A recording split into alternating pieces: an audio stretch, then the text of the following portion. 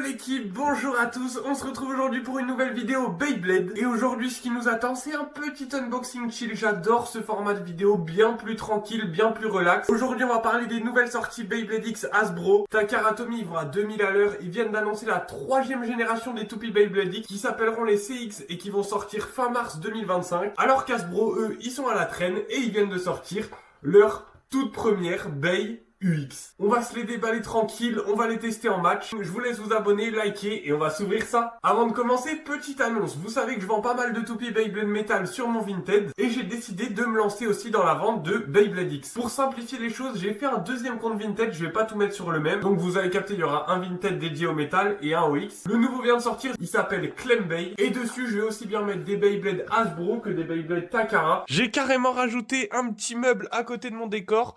Donc ce meuble contient que des Beyblade X. Si vous voulez voir ce que j'ai, n'hésitez pas à aller jeter un coup d'œil sur mon Vinted. Et je vous le rappelle, tout achat soutient la chaîne et me soutient personnellement. Bon, petite précision, j'ai un peu menti pendant mon intro. Finalement, je vais pas m'ouvrir cette Wand Wizard parce que j'avais déjà... J'avais déjà acheté la version Takara, vu que Wizard Rod était ultra populaire. J'en avais besoin pour les tournois. Ce qui est cool, c'est que c'est exactement la même que la version Hasbro. D'ailleurs, il y a le logo Takara sur les boîtes Hasbro. Vous êtes nombreux à me faire la remarque en DM en me demandant pourquoi il y a le logo Takara alors que j'ai acheté une Hasbro. Parce qu'en gros, cette fois-ci, ils travaillent ensemble. J'ai pas vraiment l'explication exacte. Donc, je pense qu'ils leur donnent au moins les modèles des moules, voire les moules. Donc, c'est vraiment la même. La seule différence qu'on aura, c'est que j'ai pas le QR code sous la toupie. Il n'y a pas de QR code sous les Takara, alors qu'il y a un QR code sous les toupies Hasbro. Et pour l'anecdote, quand j'étais en Nouvelle-Zélande, j'avais fait un tournoi qui était réservé exclusivement aux toupies Takara. Et donc le gérant avait quand même dit, c'est un truc de fou, qu'il était autorisé de jouer des Hasbro si on retirait le sticker. Donc moi, vu qu'à l'époque j'avais que des Hasbro, j'avais tranquillement retiré le sticker sous mes Hasbro et du coup elles étaient devenues entre guillemets des Takara. Voilà, c'est l'anecdote totalement what the fuck, mais vous saurez, une fois que vous retirez le QR code, votre toupie devient une Takara. C'est impossible de différencier si elle a été faite par Hasbro ou Takara. Bon, du coup on met Arrow Wizard de côté et on s'ouvre tout de suite Buster Dran. J'aurais dû prendre des ciseaux. Hop, oh non, j'ai totalement raté leur petit encoche alors que c'est trop satisfaisant à ouvrir. C'est parti, on s'ouvre ça. Est-ce qu'ils ont mis cette fois-ci un lanceur à crémaillère puissant? Ou même s'il n'y a pas de lanceur à crémaillère. Bon, je déchique la boîte, je l'ai fait proprement. Oh non!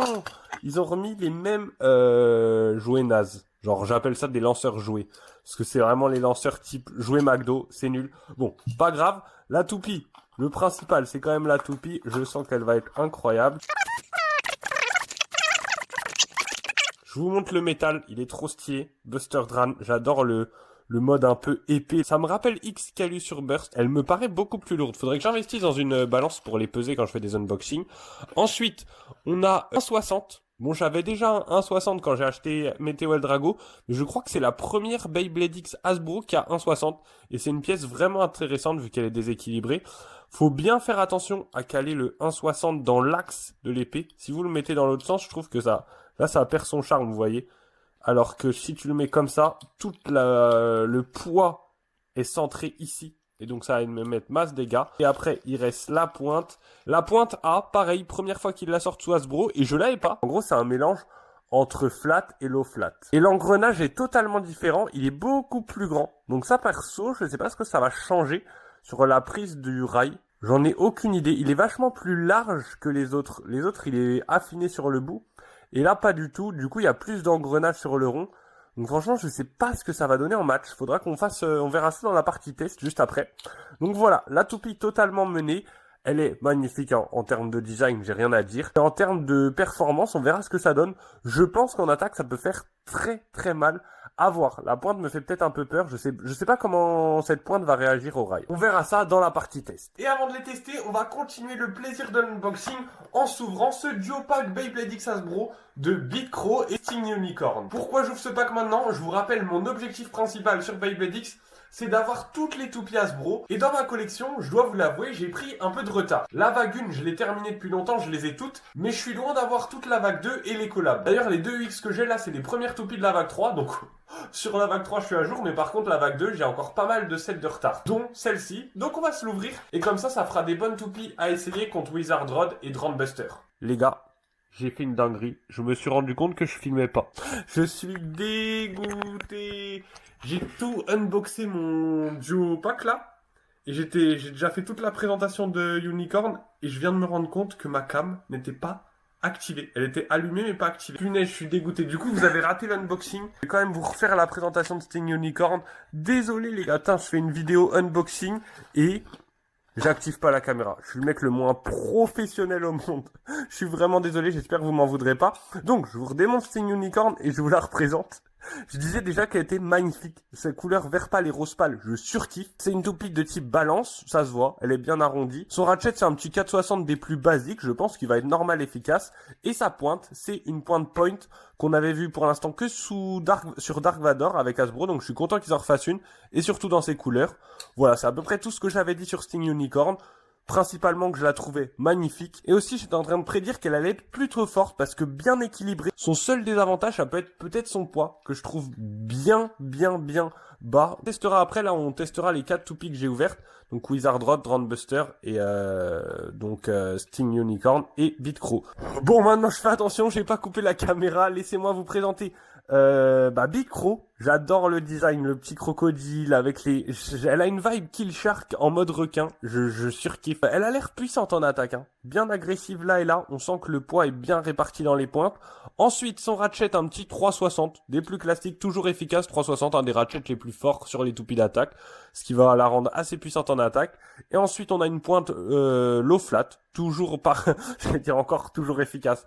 Pareil, super puissant, ça rend la toupie un peu dure à contrôler, mais ça la rend si basse, donc les toupies d'attaque, elles peuvent aller taper les ratchets des toupies adverses. Alors se méfier de cette toupie, elle me fait un peu penser à un de mes combos préférés, qui est Knif Shinobi 360 low flat.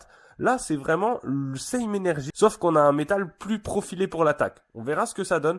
Allez, je range ça, et juste avant de passer au match, je voulais quand même faire une petite partie sur les différences entre les Beyblade X BX et les Beyblade X UX, donc les nouvelles que je viens d'ouvrir. Vous allez voir, la différence est très minime. Comparé au CX, où là, il y aura une grosse différence, mais ça, ce sera le sujet d'une autre vidéo, entre BX et UX, la différence est minime. Les toupies en soi sont les mêmes, c'est juste le métal qui va beaucoup changer. En fait, UX ont concentré le métal de la toupie sur l'extérieur, alors que BX c'est assez équilibré, ils en mettent à la fois à l'extérieur et à l'intérieur avec les petits crochets. Vous voyez que sur UX, les crochets deviennent en plastique, il n'y a plus de métal à l'intérieur. On le voit là aussi sur Wizard Rod et sur Sting Unicorn. Qu'est-ce que ça change fondamentalement? Pas grand chose. On pourrait croire que les UX vont être plus légères, mais c'est pas du tout le cas. Au final, c'est bien réparti. Et même là, j'ai l'impression que les deux UX sont plus lourdes que les deux BX. Donc niveau poids, ça va plutôt avoir l'effet inverse. Ça va rendre plutôt les UX assez lourdes. Il y a également une deuxième différence, mais alors là, qui est très légère et qui a aucun impact en match. C'est le fait de ne plus pouvoir tourner son boulon. Vous savez, là, si je tourne la pointe d'une BX, vous le voyez très bien, le crocodile, il va tourner. Cette fois-ci, sur UX, si je tourne la pointe, il ne va plus rien se passer en haut. Et cette différence s'explique parce qu'ils ont enlevé le petit bout de plastique qu'il y avait entre le boulon et les picots en métal. Là, il n'y a plus de plastique. On est direct sur le boulon du personnage. Honnêtement, j'ai pas d'avis là-dessus. Ça me fait ni chaud ni froid. Ça change pas grand-chose, je trouve. N'hésitez pas à me dire en commentaire si vous connaissez d'autres différences. Pour l'instant, moi, c'est les seules que je connais et j'ai beaucoup de connaissances. Si certains en match ont plus d'expérience et savent ce que UX apporte de plus en match, ou de différents tout simplement, bah n'hésitez pas à l'écrire. Ok, c'est l'heure des matchs, donc je mets les toupies de côté, j'enlève le lanceur jouet, les gars, on va jouer avec un vrai lanceur, un lanceur filaire bien puissant. On sort la reine Takara pour tester tout ça, et c'est parti. On va faire un petit tournoi. À chaque fois, j'ai fait un peu un combo attaque contre défense, attaque contre équilibre. Voilà, c'est pour ça que j'ai équilibré, que j'ai choisi ces duels. On commence par celui-là, honnêtement, je connais Wizard Rod. Je sais que Wizard Rod a détruit la méta Beyblade pendant des mois. Donc je pense qu'elle a l'avantage. Je vois pas, j'enlève un cheveu. Je vois pas comment Beatcrow pourrait la vaincre, mais on peut être surpris. Surtout Wizard Rod combo stock, elle est un peu haute, elle est en 80, elle est en 60 voire 50 vu sa pointe low flat. On peut être surpris, on peut voir Wizard Rod burst. On s'attend à rien. Attention, 3, 2, 1, hyper vitesse. Wizard Rod lancé versus Beatcrow. Est-ce qu'on va la faire burst? Oh, elle a réussi à l'éjecter. Puissant, je m'attendais pas à ça. Autant burst, je m'attendais, mais éjection, je m'y attendais pas. Du coup, ça fait déjà 2-0 pour Beatcrow. On la lance cette fois-ci en premier. Faut pas qu'elle perde trop d'endurance avant que je lance Wizard Rod. Ça va être le défaut. Ouais, c'est le défaut de lancer l'attaque en premier. Je fais 5-1 son tour, mais Vu que je la lance en deuxième, bah du coup dès qu'elle arrive en match, elle a déjà plus de puissance. Et cette fois-ci, ça va faire 2-1. Je pré-shot les commentaires, c'est pas parfait de jouer tout seul. Mais bon, quand on n'a pas le choix, on fait comme ça. Et ça reste quand même valable. On sait que du coup quand elle est lancée en première, elle est désavantagée. Mais quand elle est lancée en deuxième, bah c'est globalement kiff-kiff. Vu que Wizard Rod, c'est pas 5 secondes lancées avant qui va lui changer grand-chose. On lance Wizard Rod. Et Bitcro, est-ce qu'elle va le faire? Attention, elle est partie à toute allure, elle va reprendre la X-Line. Oh, elle s'est un peu essoufflée ce coup-ci. Oh, elle s'est totalement essoufflée. Elle a pas du tout d'endurance. Hein. Elle prend une fois la X-Line et elle est foutue après. Du coup, ça va nous faire un petit 2-2. C'est à son tour d'être lancé en première et ce scénario, il laisse aucun doute. Je vais essayer de la lancer bien droit pour qu'elle prenne plusieurs fois la X-Line. Et Wizard Rod, j'ai lancé vraiment quelques secondes après, mais... elle a aucune chance, on connaît direct le scénario. Elle peut pas battre Wizard Rod lancé en deuxième. C'est sûr, c'est sûr. Du coup, ça va nous amener à un petit 3-2. Et ça va être sa dernière chance si elle veut aller en finale, Bitcro. Il faut que là, elle éjecte Wizard Rod. Donc, je vais lancer Wizard Rod au milieu de la map, au milieu de l'arène. Tout est possible. Attention, Bitcro, est-ce que... oh, elle l'a fait. Elle l'a fait burst, je vous l'avais dit. Elle l'a fait burst, incroyable. Bitcro qui mérite cette victoire. Peut-être un combo vraiment parfait pour battre les Wizard Rod. Super choqué, je savais qu'elle en était capable et elle l'a fait les gars. GG à elle, on la retrouvera en finale. Mais attention, qui sera son adversaire en finale? Entre Drone Buster et Sting Unicorn, on va avoir un peu le même problème que le match d'avant. Quand celle-là va être lancée en première, ça va être beaucoup plus puissant. Je voulais juste d'abord tester comment ça pointe prend la X-Line. Parce que je vous ai fait tout un speech là-dessus. Je l'ai toujours pas testé. Attention, je suis vraiment curieux. Si elle la prend plus rapidement, moins rapidement. On dirait qu'elle la prend vraiment... ah, ça la fait prendre vraiment moins rapidement la X-Line. Je la lance bien inclinée. Je crois qu'elle prend la X-Line beaucoup moins rapidement. Et surtout, elle se... comment on pourrait dire?